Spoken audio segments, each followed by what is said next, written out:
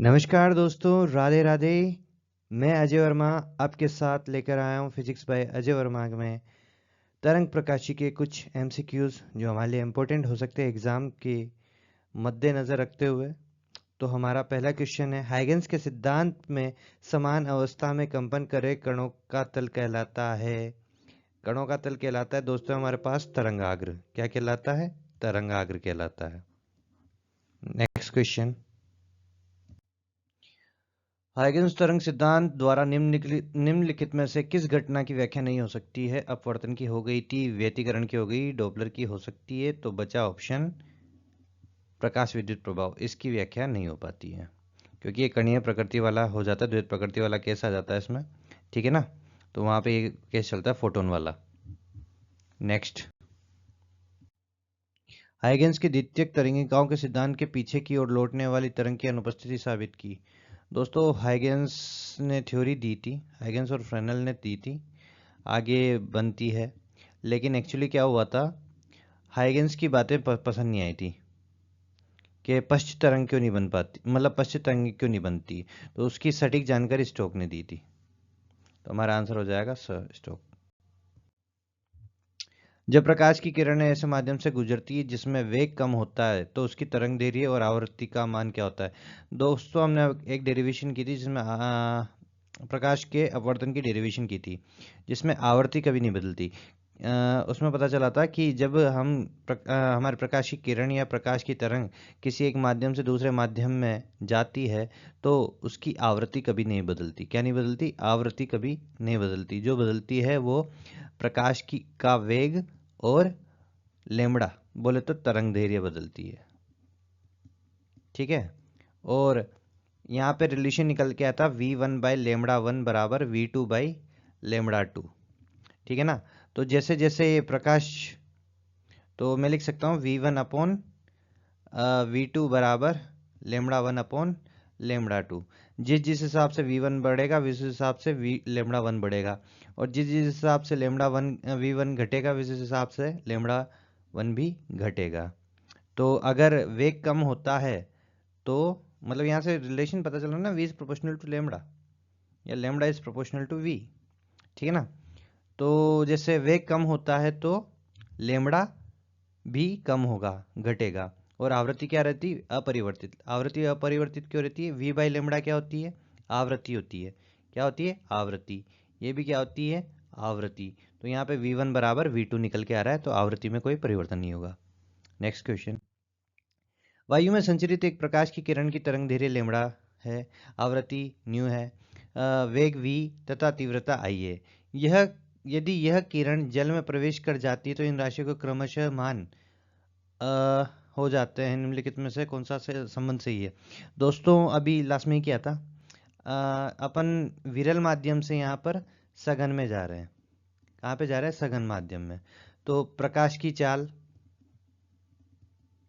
चाल बोले तो v कम होगी, v कम हुआ तो लेमड़ा कम होगा, लेमड़ा कम हुआ और v और लेमड़ा इस हिसाब से कम होता है कि आवृत्ति पर कोई असर नहीं पड़ता, नहीं बदलेगा। तो और जो आपकी इंटेंसिटी है प्रकाश की वो भी कम हो जाती है। तो जो नहीं बदल रहा ना वो ब ऑप्शन, आवृत्ति नहीं बदलती है, ठीक है। नेक्स्ट दोस्तों, क्वेश्चन है, यंग के द्विक रेखा छिद्र प्रयोगों में एक स्थिर बिंदु पर जहां पतांतर λ/6 है, तीव्रता I बराबर आई है। यदि I नोट अधिकतम तीव्रता हो तो I नोट का रेशियो अपन को निकालना है। कितना आएगा? देखो अधिकतम तीव्रता की बात करूं I मैक्स तो कब मिलता है? जब संपोषी व्यतिकरण होता है, और संपोषी व्यतिकरण में जो फाई का मान होता है, फाई एंगल जो होता है वो 2πn होता है। क्या होता है? 2πn। अगर मैं इनका मान 1 लूँ तो फाई बराबर यहाँ पे 2π आएगा। तो इसका फॉर्मूला होता है I1 plus I2 plus 2 √I1 √I2 cos phi, और 2π के लिए कोस 2π मतलब कोस फाई अपना कितना हो जाएगा? 1 हो जाएगा, ठीक है। और 360 डिग्री जो होता है मतलब जीरो ही पहुंच गया वापस, ठीक है ना। और इसमें क्या होता है, मैक्सिमम तीव्रता के लिए I1 is equals to I2 बराबर I निकल के आता है, मतलब ये दोनों के मान, तीव्रता के मान बराबर होते हैं। तो मेरा पास I मैक्स यहाँ पे आ जाएगा I1 sorry 2I plus 2I square, हाँ 2I, ये हो जाएगा मतलब आई अंडर रूट हट जाएगा, आई स्क्वायर हो जाएगा तो अंडर रूट हट ही जाएगा, तो यहाँ पे आ जाएगा 4I, ठीक है ना। ठीक है, अब मैं बात करता हूँ जो हमें क्वेश्चन में दे रखा है उसके अकॉर्डिंग। पथांतर कितना है, पथांतर बोले तो x है अपने पास लेमड़ा बाई 6। हमारे पास संपोषी व्यतिकरण की कंडीशन होती है, संपोषी व्यतिकरण के लिए या फिर किसी भी संपोषी हो विनाशी हो, कलांतर बराबर क्या होता है, कलांतर फाई बराबर होता है 2 पाई बाई लेमड़ा, और इनटू में होता है आपका पथांतर। मान डालते हैं, फाई का मान निकालेंगे और यहाँ पे रख देंगे सेम फॉर्मूले में, ठीक है ना। और 2 पाई लेमड़ा इंटू एक्स का मान लेमड़ा बाई 6, लेमड़ा से लेमड़ा कट गया, ये यहाँ पे 3, तो फाई बराबर कितना आ गया, पाई बाई 3। अब इंटेंसिटी वाले में, इंटेंसिटी वाले फॉर्मूले में रखते हैं, आई बराबर कितना हो जाएगा, ये आई मैक्स आई नोट ही है, ठीक है ना। आई बराबर हो जाएगा आई प्लस 2 अंडर रूट आई, और कोस पाई बाई 3 का मान कितना होता है 1/2, कितना होता है 1/2, तो 2 से 2 गया, यहाँ पे 2I आया, और अंडर रूट आई मल्टीप्लाई होगा तो ओनली आई आ जाएगा, तो यहाँ पे आई बराबर कितना हो जाएगा 3I, ठीक है। सोल्व करते हैं अब, आई नोट बराबर अपन को निकालना था आई अपॉन आई नोट निकालना था, तो आई का मान 3I आया और आई नोट का मान कितना आया 4I, आई से आई गया 3/4 रह गया, तो आंसर कितना आएगा 3/4। फॉर्मूला ये वाला इंपॉर्टेंट था, फाई का मान चेंज करते जाना है, ठीक है ना। नेक्स्ट क्वेश्चन, दो तरंगे कला संबंध कहलाती है यदि उनके आयाम समान हो, केवल तरंग समान हो, आयाम व तरंग दैर्घ्य समान हो, बीच के कालांतर स्थिर रहे तथा तरंग दैर्घ्य समान हो। द ऑप्शन कालांतर इंपॉर्टेंट होता है यहाँ पर कला संबंध होने के लिए, ठीक है। यंग के द्विछिद्र रेखा प्रयोग में श्वेत प्रकाश प्रयुक्त करने पर केवल श्वेत व काली फ्रिंजें प्राप्त होगी, श्वेत फ्रिंजें प्राप्त होगी, केंद्रीय फ्रिंज श्वेत लेकिन 2-3 फ्रिंजें रंगीन काली दिखाई देगी, उपयुक्त में से कोई नहीं। दोस्तों यहाँ पे क्या होगा, ऑप्शन सी आएगा, ठीक है ना। बीच में तो इंटेंसिटी ज़्यादा होगी, मतलब जैसे कोई प्रकाश आता है, व्यतिकरण होता है, तो व्यतिकरण में क्या होगा, यहाँ पे तो सारे कलर मिक्सअप होंगे और धीरे धीरे धीरे क्या होगा, इधर आपकी जो वेवलेंथ के साथ साथ में आपकी जो इधर पर्दे पर है अलग अलग स्पेक्ट्रम वाली लाइट्स आ जाएगी, मतलब अलग अलग वेवलेंथ वाली लाइट बन जाएगी, एक तरह का स्पेक्ट्रम ही बन जाएगा लाइट का जो विबग्योर वाला होता है, ठीक है ना। बीच में आपको व्हाइट लाइट मिल जाएगी क्योंकि यहाँ पे सारी तरंग दैर्घ्य आके मिल जाएगी, और जो कुछ प्रकाश का मतलब दूसरी तरफ मुड़ जाता है, जो प्रकाश जिसे विवर्तन बोला जाता है खास तौर पर, वो जो मुड़ जाएगा वो इधर पहुंच जाएगा अलग वेवलेंथ वाले, तो उनकी जो उनका कलर है वो यहाँ पे दिखाई देगा हमें अलग से, ठीक है ना। नेक्स्ट वाला क्वेश्चन, यह प्रकाश स्रोत से उत्सर्जित दो प्रकाश तरंगों द्वारा P बिंदु पर विस्थापन क्रमशः y1 बराबर 5 sin ओमेगा t और y2 बराबर 3 cos ओमेगा t है, तो दोनों तरंगें होगी। दोस्तों कला संबंध, संबंध, आंशिक कला संबंध कुछ कह नहीं सकते दोस्तों, ये कला संबंध होगी, क्योंकि कला संबंध में क्या होता है, कलांतर नियत होना चाहिए, कलांतर क्या होना चाहिए, नियत होना चाहिए, और कलांतर इनका कितना निकल के आएगा, omega T minus omega T करोगे तो कितना आएगा 0 आएगा, तो ये तो 0 आ रहा है कलांतर, तो ये नियत ही रहेगा, तो कला संबंध होगा, ठीक है। समान आयाम व समान तरंग दैर्घ्य की दो तरंगें विभिन्न कलाओं में अध्यारोपित की जाती है, विभिन्न कलाओं में अध्यारोपित की जाती है। परिणामी तरंग का आयाम अधिकतम होगा जब उनके बीच का कलांतर कितना हो, दोस्तों कलांतर कितना होना चाहिए? दोस्तों इसमें कलांतर नियत होना चाहिए, और नियत के साथ साथ अगर शून्य हुआ कलांतर तो सोने पे सुहागा होता है, तब हमें हर चीज अधिकतम प्राप्त होती है। आयाम भी अधिकतम प्राप्त होगा और इसकी तीव्रता भी अधिकतम प्राप्त होगी, क्योंकि आयाम का फॉर्मूला क्या होता है? आर बराबर under root A1 square plus A2 square plus 2A1 A2 cos phi. अगर फाई का मान शून्य हो जाता है तो शून्य पर कोस जीरो का मान मैक्सिमम होता है। कोस का मान क्या होता है? मैक्सिमम बोले तो 1 होता है। तो 1 पर कितना होगा? ये निकल के आ जाता है A1 + A2 का होल स्क्वायर, बोले तो इसके ऊपर भी अंडर रूट, तो अपने पास आर निकल के आता है सीधा सीधा A1 + A2, जो कि मैक्सिमम होता है। और आयाम भी बराबर हो गए ना, तो इसमें कंडीशन है सही, आयाम बराबर है, तो A1 A2 बराबर है, तो यहाँ पे 2A हो जाएगा, जो कि अधिकतम होगा। Next question. प्रकाश स्रोत कला संबद्ध होगा यदि उनके उद्गम स्थान पर कलांतर नियत रहे, उनके आयाम समान हो, उनकी आवृत्ति समान हो, उपयुक्त सभी बातें हो। कला संबंध के लिए जो इंपॉर्टेंट बात है वो है, उनके उद्गम स्थान पर कलांतर क्या हो? नियत होना चाहिए। इस बारे में अपन पहले भी बात कर चुके हैं, ठीक है ना। एक ही क्वेश्चन को बार बार उल्टा घुमा घुमा के देते हैं। दोस्तों क्वेश्चन है, एक व्यतिकरण प्रतिरूप में महत्तम और न्यूनतम तीव्रताओं का अनुपात 25:1 है। व्यतिकरण उत्पन्न करने वाली तरंगों की तीव्रताओं का अनुपात ज्ञात कीजिए। बोल रखा है I max upon I minimum. कितना बोल रखा है? 25/1। बोले तो आई मैक्सिमम का फॉर्मूला अभी तक लास्ट क्वेश्चन क्या था, ठीक है ना। तो I1 + I2 + 2 √I1 √I2, और मैक्सिमम में cos फाई का मान 1 होता है, ठीक है ना। ये हो गया, और इसको क्या लिख सकता हूँ मैं? √I1 - √I2 का होल स्क्वायर, ऐसे भी लिख सकता हूँ।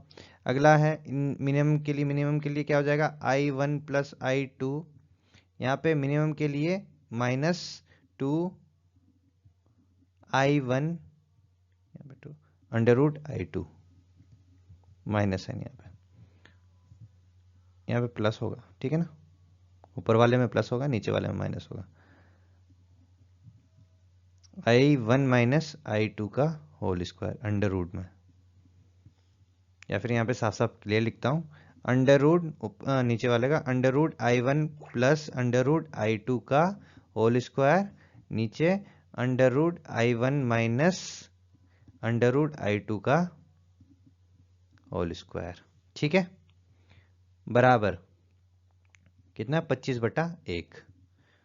इधर दोनों तरफ अंडर रूट कर देते हैं, तो क्या आएगा? √I1 + √I2 upon √I1 - √I2 बराबर 5/1। दोनों तरफ अंडर रूट किया अपन ने, ठीक है ना। तो 25 का अंडर रूट 5 होता है, और एक का तो एक ही होता है। क्रॉस मल्टीप्लाई कर लो इनको, तो हमारे पास क्या आएगा? √I1 + √I1 बराबर 5 √I1 - 5 √I2। I1 वाले को, ये यहाँ पे I2 आएगा, I1 वाले को एक तरफ कर दो, I2 वालों को एक तरफ कर दो, ठीक है ना। तो आपके पास आएगा इधर √I2 + 5 बराबर इधर आएगा 5 √I1 - √I2, sorry I1 minus का, ठीक है। इन दोनों को ऐड करेंगे तो 6 √I2 हो जाएगा। इधर 5 -1 कितना हो जाएगा? 4 हो जाएगा। 4 √I1 हो जाएगा। अब आपको क्या चाहिए? I1/I2 ही चाहिए, ठीक है ना। तो इसको 6/4 कर देंगे, और √I1/I2 कर देंगे। दोनों तरफ स्क्वायर कर देंगे, तो इधर का अंडर रूट हट जाएगा, तो इधर कितना आएगा? 36/16 आ रहा है क्या कहीं? तो हमारे 36/16 तो आंसर नहीं आ रहा। हा हा, क्या करें भाई साहब, देखो इधर अब, ये ऊपर 36 से नीचे 16, दोनों में 2 का भाग जाता है, 2 के बाद 4 का भी जाता है, 4 नाम 36, 4 चौक 16, भाग देते हैं। ये 9 बार जाएगा, नीचे 4 बार जाएगा, तो 9/4, 9/4 आ रहा है, आंसर आ रहा है। ठीक है ना। Next question. प्रकाश के कला संबद्ध स्रोत संपोषी व्यतिकरण उत्पन्न करते हैं, जबकि उनके मध्य कलांतर कितना होना चाहिए? 2 पाई एन वाली कंडीशन होती है भाई साहब फाई की। ठीक है ना, एन का मान चेंज करते रहो। ठीक है, पाई पर विनाशी, पाई/2 पर विनाशी, पाई/3 पाई/2 पर भी विनाशी विनाशी विनाशी, और ओनली 2 पाई एन वाले पर संपोषी व्यतिकरण। श्वेत प्रकाश से उत्पन्न व्यतिकरण प्रतिरूप में प्राप्त केंद्रीय श्वेत फ्रिंज के समीप चमकीली फ्रिंज का रंग होगा। दोस्तों हमारे पास एक्सपेरिमेंट था व्यतिकरण का, 2 चित्र वाले। ठीक है ना, किसी पर्दे पर हमें क्या प्राप्त होता है? व्यतिकरण फ्रिंज प्राप्त होती है, ऐसे बनती जाती है फ्रिंज। ठीक है ना। इसमें तरंगों का अध्यारोपण होता है। ठीक है, यहाँ पे वाइट लाइट इस्तेमाल की तो केंद्र पे हमें वाइट फ्रिंज प्राप्त हो रही है। कैसे प्राप्त हो रही है? वाइट फ्रिंज प्राप्त हो रही है। लेकिन इसके जस्ट साइड में कौन से कलर की फ्रिंज प्राप्त होगी? जब वाइट लाइट लेते तो केंद्र में तो वाइट होता है, लेकिन साइडों में अलग वो निकल के आता है। और यहाँ से यहाँ तक की दूरी अपन में क्या होती है? डेल्टा एक्स, जिसे हमें पथांतर भी बोलते हैं। एक्स या डेल्टा एक्स ले लिया जाता है, पथांतर। ठीक है, तो पथांतर किस पे निर्भर करेगा? पथांतर निर्भर करेगा वेवलेंथ पर। किस पर? वेवलेंथ पर, क्योंकि पथांतर का फॉर्मूला क्या होता है? λ/2 पाई, क्या ना, λ/2 पाई इंटू फाई। ठीक है, इसका मतलब है सीधा सीधा कि आपका जो पथांतर है वो डिपेंड कर रहा है वेवलेंथ पर। ठीक है ना। तो मतलब जैसी वेवलेंथ होगी, मतलब प्रोपोर्शनल, जैसी वेवलेंथ होगी वैसा यहाँ पे फ्रिंज बनेगा। तो प्रकाश में देखें तो अपन विबग्योर वाला जो स्पेक्ट्रम होता है, विबग्योर, तो यहाँ पर इस ऑर्डर में वेवलेंथ बढ़ती है। तो सबसे कम वेवलेंथ होती है बैंगनी की, फिर उससे ज़्यादा इंडिगो, फिर ब्लू, ग्रीन, येलो, ऑरेंज, और फिर रेड। तो यहाँ पर जो सबसे डेल्टा एक्स होगा वो क्या होगा? कम होगा।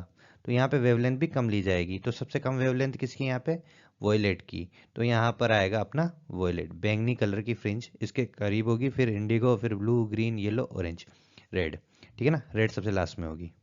Next question. दोस्तों इस क्वेश्चन में यंग के द्विसलिट प्रयोग में सोडियम लैंप को नीले प्रकाश लैंप से, सोडियम लैंप की जो कलर होता है, आई थिंक येलो ऑरेंज के बीच में होता है। ठीक है ना। तो को नीले प्रकाश लैंप से बदल दिया जाता है। मतलब इधर की ओर, लास्ट क्वेश्चन में क्या है, इधर की ओर जाते हैं तो वेवलेंथ बढ़ती है। ठीक है ना, वेवलेंथ बढ़ती है, और इधर की ओर वेवलेंथ, इधर की ओर जाते हैं तो वेवलेंथ घटती है। तो अपन ने वेवलेंथ कम कर दी। ठीक है ना, वेवलेंथ कम कर दी तो क्या होगा? एक्स क्या बताता है? फ्रिंज की चौड़ाई को बताता है एक तरीके से। ठीक है ना, कितनी दूर बन रही है, कितनी चौड़ी बन रही है, पथांतर से पता चल जाता है। तो एक्स प्रोपोर्शनल होता है लेमड़ा से। तो अपन ने क्या किया, येलो ऑरेंज से कहाँ पे पहुंच गए? ब्लू पे पहुंच गए। तो वेवलेंथ क्या कर दी? कम कर दी। तो पथांतर कम होगा, पथांतर कम होगा तो फ्रिंज की चौड़ाई भी कम हो जाएगी। Next question. यंग के किसी द्विजीवी प्रयोग में एक वर्णीय प्रकाश स्रोत का उपयोग किया जाता है। पर्दे पर बनी व्यतिकरण फ्रिंजों की आकृति है। आकृति कैसी होती है? तो इसका आंसर होगा स। द्विजीवी के द्वारा जो आपके पर्दे पर प्राप्त व्यतिकरण फ्रिंजें होती है, कुछ अति प्रबल टाइप की होती है, मतलब ऐसी होती है। ठीक है, सॉरी, मेरी मतलब जो बोलते हैं कलाकृति बनाने की जो क्षमता है बहुत कम है, तो माफ़ कीजिएगा। कुछ ऐसा ऐसा जो आपने देखा होगा, ये ऐसा ऐसा देख लेना। अति परवलय क्या होता है? अति परवलय बनेगा इसका। बहुत गंदा डायग्राम बनाता हूं मैं। साबुन के बुलबुले श्वेत प्रकाश में देखने पर रंगीन दिखाई देते, इस घटना का कारण कौन है? इस घटना का कारण है व्यतिकरण। क्या होता है? व्यतिकरण। आय तथा फोर आय तीव्रताओं की दो प्रकाश तरंगे व्यतिकरण द्वारा पर्दे पर फ्रिंजें बनाती है। पर्दे के बिंदु ए पर तरंगों के बीच कलांतर π/2 तथा बिंदु बी पर पाई है। कलांतर दे रखा है, तथा ए तथा बी पर परिणामी तीव्रताओं के बीच का अंतर होगा। तो दोस्तों हमारे पास फॉर्मूला होता है परिणामी तीव्रता का, आई बराबर परिणामी तीव्रता, आई डैश में लेता हूँ, ठीक है ना, I1 plus I2 plus 2 under root I1 I2 cos phi. A के लिए करें तो आई ए बराबर हो जाएगा I plus 4I plus 2I into 4I cos phi. A के लिए कर रहा हूँ तो ए पर कितना था कलांतर, फाई बराबर पाई बाई 2। कोस 90 पे 0 होता है, कितना होता है 0। कोस 90 कितना होता है 0 होता है, तो ये पूरा कितना हो गया 0 हो गया। तो मेरे पास आंसर आ रहा है इसका 5I। आई ए पर तीव्रता 5I। ऐसे आई बी के लिए निकालता हूँ, I प्लस 4I न्याई 2 फिर I इंटू 4I, बी पर कितना है पाई कोस पाई। कोस पाई पर कोस पाई का मान कितना होता है, कितना होता है -1 होता है, -1 हो जाएगा। तो यहाँ पर आई सॉरी ये 1 और 4 कितना हो जाएगा 5I प्लस 2 इंटू यहाँ पर ये माइनस का हो जाएगा, सॉरी माइनस का हो जाएगा, और आई स्क्वायर हो जाएगा 4, और इनका अंडर रूट खुलेगा तो यहाँ पे आएगा 2 इंटू आई, ठीक है ना। तो ये 5I माइनस 4I कितना हो जाएगा आई। तो आई भी कितना आ रहा है आई। तो मुझे क्या चाहिए तीव्रताओं के बीच का अंतर, तो आई ए माइनस आई बी कर दूंगा, कितना हो जाएगा आई ए 5I और 5I ढंग से लिखूं, और यहाँ पे माइनस आई हो जाएगा तो 4I बचेगा, तो ब आंसर हो जाएगा अपना। यंग के द्विरेखा छिद्र प्रयोग में तरंग धैर्य 6000 एंगस्ट्रॉम है। पर्दा रेखा छिद्रों से 40 सेंटीमीटर की दूरी पर है तथा फ्रिंजों की परस्पर दूरी 0.012 सेंटीमीटर है। रेखा छिद्रों के बीच अंतराल है, मतलब रेखा छिद्रों के बीच का अंतराल को अपन क्या कहते हैं स्मॉल डी लेते हैं, क्या लेते हैं स्मॉल डी लेते हैं। और पर्दे से दूरी को कैपिटल डी लेते हैं, और अपने पास जो फ्रिंजों की परस्पर दूरी है, फ्रिंजों की परस्पर दूरी को क्या लेते हैं डेल्टा एक्स लेते हैं या एक्स लेते हैं, ठीक है ना। वो है सबका मान दे रखा है, लेमड़ा का मान दे रखा है, और अपन को यहाँ पर प्राप्त हो रहा है, ठीक है। अगर संपोषी व्यतिकरण की कंडीशन लेके चले अपन तो फॉर्मूला क्या होता है एक्स डी बाई डी बराबर एन लेमड़ा। तो पहली फ्रिंज के लिए लेके चलने, ठीक है ना। एक्स का मान है 0.012 सेंटीमीटर, ठीक है ना। सेंटीमीटर को मीटर में कन्वर्ट करूंगा तो 10 की पावर -2 हो जाएगा। डी यहाँ पे डी आ जाएगा 100, ठीक है। और डी का मान क्या है यहाँ पे कैपिटल डी का 40 सेंटीमीटर, 40 इंटू 10 की पावर -2 मीटर में कन्वर्ट कर दिया जाए, n1 हो जाएगा लेमड़ा। लेमड़ा यहाँ पर कितना होगा 6000 इंटू 10 की पावर -10।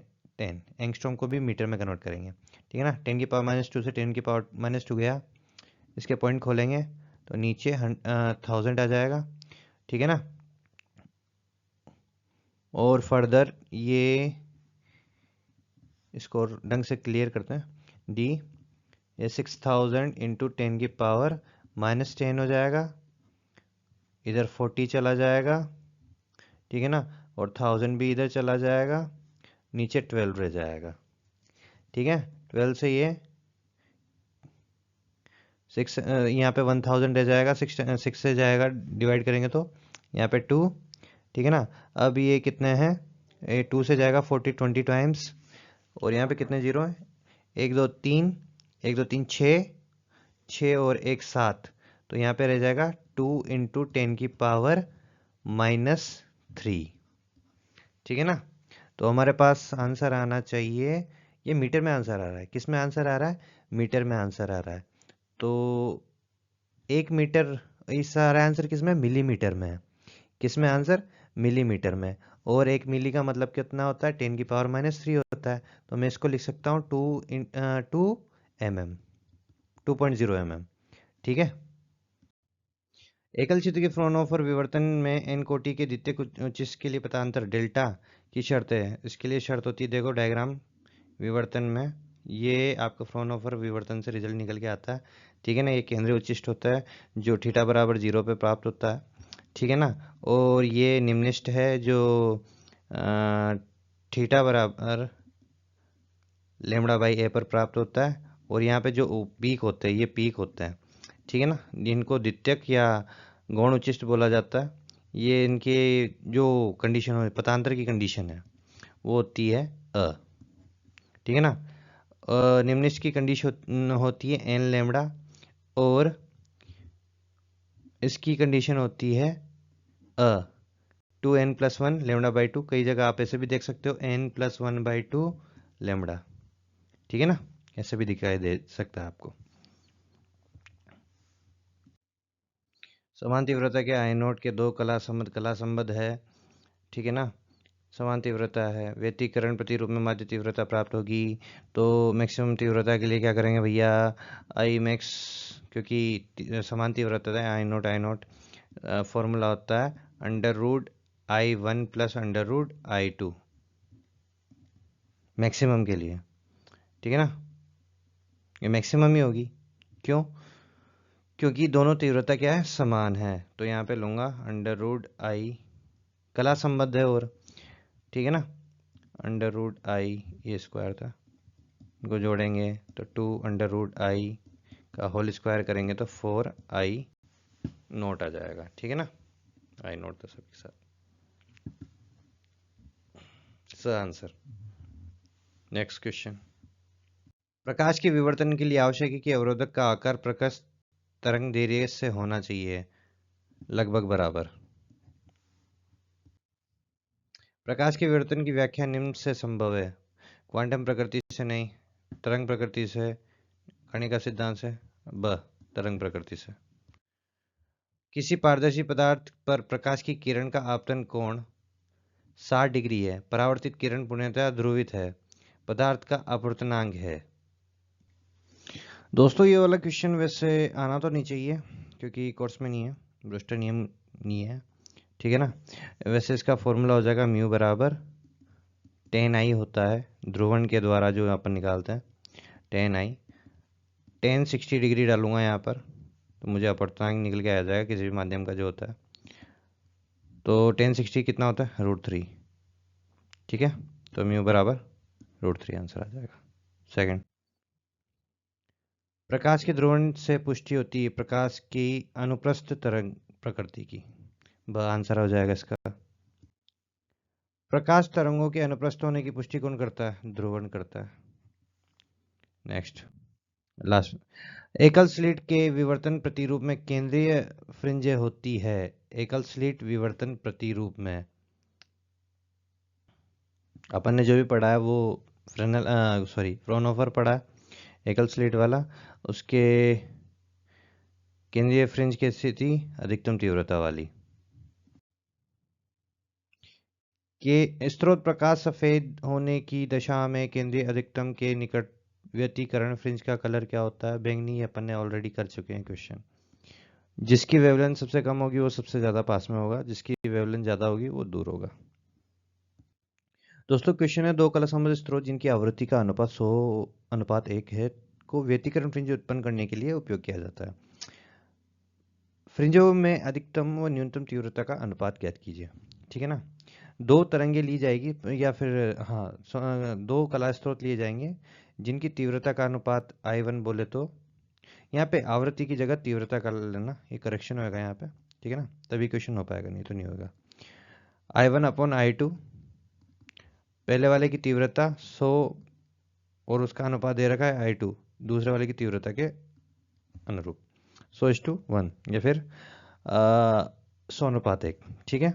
अब इन दो तरंगों के द्वारा, दो प्रकाश स्रोतों के द्वारा नई फ्रिंजें बन गई। फ्रिंजे में भी क्या होगा, व्यतिकरण कर रहे हैं। व्यतिकरण में क्या होता है, अधिकतम तीव्रता और न्यूनतम तीव्रता निकाल आती है। तो उसमें अपन को वही अधिकतम तीव्रता बोले तो I max और I minimum ज्ञात करनी है। और ऑलरेडी अपन ये ऐसे क्वेश्चन पहले भी कर चुके हैं। आई मैक्स के लिए कंडीशन क्या होती है, under root I1 plus under root I2 का होल स्क्वायर, और मिनिमम के लिए क्या होती है, under root I1 minus under root I2 का होल स्क्वायर। ठीक है दोस्तों, यहाँ पे अब एक काम करेंगे, I max upon I minimum बराबर I2 को क्या कर लेते हैं, कॉमन ले लेते हैं दोनों में से, ठीक है ना, नीचे ऊपर से। तो I2 कॉमन लेता हूँ मैं, under root I2, under root I2 common लेके स्क्वायर करूँगा तो ये अंडर रूड हट ही जाएगा, बाहर आएगा तो अंडर यहाँ पे बचेगा under root I1 divided by under root I2 और प्लस 1। अंडर रूड I2 तो बाहर चला ही गया था, यहाँ पे स्क्वायर हो जाएगा, यहाँ पे भी I2 कॉमन आएगा बाहर, सेम टू सेम प्रोसेस से यहाँ पे रह जाएगा I1 upon under root I2 minus 1 इसका स्क्वायर, I2 से I2 कट जाएगा। ठीक है, फर्दर आगे सोल्व करते हैं अपन। ठीक है, तो अपने पास आएगा I max upon I minimum, क्या हो जाएगा, मान रखते हैं चलो, ठीक है ना, अंडर रूट में है सब, ठीक है ना, तो under root I1 upon I2 कितना है, 100/1 प्लस 1, नीचे क्या हो जाएगा, same to same under root 100/1 minus 1। ठीक है, 100 का अंडर रूट कितना होता है, 10, नीचे 1 का 1 ही रहेगा प्लस 1, सेम टू सेम नीचे 10/1 प्लस माइनस 1, कितना, इतना हो गया, और इसके ऊपर स्क्वायर ऑलरेडी लग रहा था, ठीक है ना, स्क्वायर नहीं बोलना, और 10/1 क्या होता है, 10 ही होता है, तो 10 को 1 से जोड़ेंगे तो 11 आएगा, और नीचे कितना आएगा, 10 में से 1 माइनस किया तो 9, तो ऊपर स्क्वायर होगा, नीचे भी स्क्वायर होगा, 11 का स्क्वायर 121 और 9 का स्क्वायर 81, हमारे पास ये आंसर निकल के आएगा ब ऑप्शन। नेक्स्ट क्वेश्चन दोस्तों, एक क्वेश्चन दे रखा है ये कि एक प्रकाशिकी यंत्र में प्रयुक्त प्रकाश की तरंग दे रही है λ1 दे रखा है 4000 एंगस्ट्रॉम और λ2 दे रखा है 5000 एंगस्ट्रॉम। ठीक है ना, इनके संगत विभेदन क्षमताओं का अनुपात होगा। जो आपकी विभेदन क्षमता होती है दोस्तों, ये नोट्स में नहीं होता, विभेदन क्षमता होती है वो समानुपाती होती है लेमड़ा के व्युत्क्रम के, ठीक है ना। ठीक है, तो अपन विभेदन क्षमता का अनुपात निकालें, तो पहले की विभेदन क्षमता डिवाइडेड बाय दूसरे की विभेदन क्षमता, पहले के लिए विभेदन क्षमता 1 λ1 आ जाएगा, दूसरे के लिए सेम टू सेम ऐसे करूंगा तो विभेदन 2 प्रोपोर्शनल 1/λ2। ठीक है ना, अब दोनों को डिवाइड कर देंगे प्रोपोर्शनलिटी का साइन कैसे हटता है, कांस्टेंट डाल के, तो इक्वल साइन तो आ ही जाएगा और कांस्टेंट कैंसिल हो जाएगा, तो विभेदन 1/विभेदन/2, विभेदन 2 बराबर हो जाएगा 1/λ1/λ2। फर्दर सोल्व करेंगे तो λ2 ऊपर चला जाएगा, λ1 नीचे आ जाएगा, तो λ2 का मान है 5000 और λ1 का मान है 4000। एंगस्ट्रॉम से एंगस्ट्रॉम गया 10 की पावर जो -10 होता है, 3 जीरो से 3 जीरो गए, 5:4 आंसर आ गया, आंसर द हो जाएगा इसका। नेक्स्ट क्वेश्चन, जब किसी ध्रुवण शीट पर आयनोड तीव्रता का अध्रुवित प्रकाश आपतित होता है तो उस प्रकाश की तीव्रता जो पारगमित नहीं होता वह है, जो पारगमित नहीं होता वो ब ऑप्शन हो जाएगा। दोस्तों क्या होता है, किसी भी ध्रुवण शीट या फिर ध्रुवक पे अपन प्रकाश को ध्रुवित कराते हैं तो क्या हो जाता है, जैसे आइनोड तीव्रता आ रही है तो इससे निकलने के बाद तीव्रता रह जाती है आधी। ठीक है, ये कंसेप्ट नोट्स में होता है। ठीक है, नेक्स्ट, रेखीय ध्रुवित प्रकाश की स्थिति में विद्युत क्षेत्र सदिश का परिमाण समय के साथ परिवर्तित नहीं होता, समय के साथ आवर्ती रूप से बदलता है, समय के साथ रैखिक रूप से घटता या बढ़ता है, संचरण की दिशा में समांतर होता है। दोस्तों इसका ऑप्शन है ब, समय के साथ आवर्ती रूप से बदलता है। विद्युत क्षेत्र सदिश का परिमाण जो होता है ना, वो समय के साथ आवर्ती रूप से बदलता है रेखीय ध्रुवित प्रकाश की स्थिति में। थैंक यू, बढ़ते रहिए अजय वर्मा के साथ। राधे राधे, सब्सक्राइब करना ना भूलें और कोई डाउट हो तो आप पर्सनली चैनल पे पूछ सकते हैं, और कुछ गलती हुई तो वो भी बता सकते हैं आप।